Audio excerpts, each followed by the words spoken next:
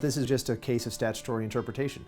Does the law that Congress passed give the IRS the authority to issue subsidies and impose taxes in the 34 to 38 states that did not establish an exchange? What the challengers in King v. Burwell are arguing is that the law that Congress passed, the Affordable Care Act, says that the IRS can tax certain employers and individuals and can give that money to people in the form of health insurance subsidies, but only if the state agrees to implement the law by establishing a health insurance exchange. The law says pretty clearly that those provisions can be implemented only through an exchange established by the state. The problem with that is that the simplicity of the argument is deceptive because Congress has defined its terms. So the plaintiffs are using the common ordinary understanding of a term, and they're ignoring the fact that Congress defined it. They're also ignoring the larger context of the statute. Congress defined exchange as an exchange established by the state. In fact, they capitalize the word exchange throughout the statute to indicate that it's a defined term. And so when the statute says that if a state does not establish an exchange, as it's supposed to do, exchange with the capital E, then the Secretary of HHS steps in to establish the exchange. What exchange is she establishing?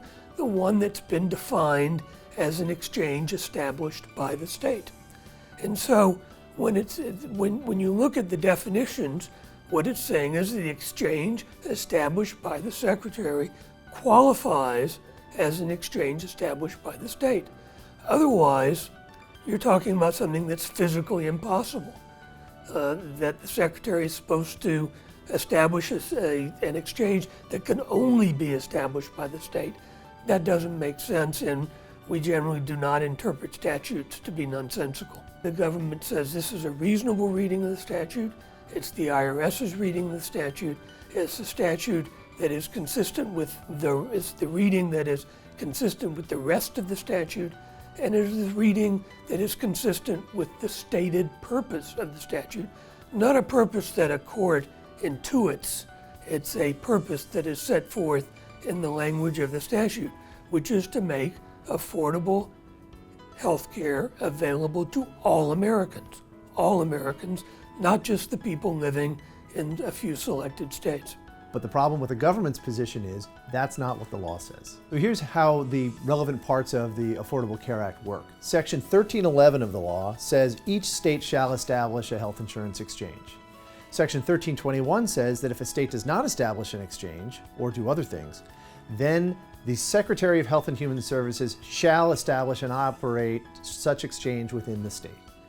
And then Section 1401 says we're going to make available tax credits to help people purchase insurance through exchanges, but only, quote, through an exchange established by the state. In other words, there's no authorization for those subsidies in exchanges established by the federal government under Section 1321, only through exchanges established by the state under Section 1311. What the federal government is trying to do, what the IRS is trying to do, is issue those subsidies through exchanges established by the federal government under Section 1321, and those subsidies trigger the taxes that help to fund them. Those are taxes on individuals and employers under what we call the individual and employer mandates. And the fact that the IRS is issuing those subsidies in the 34 to 38 states that opted not to establish an exchange means they are subjecting 57 million employers and individuals in those states to illegal taxes.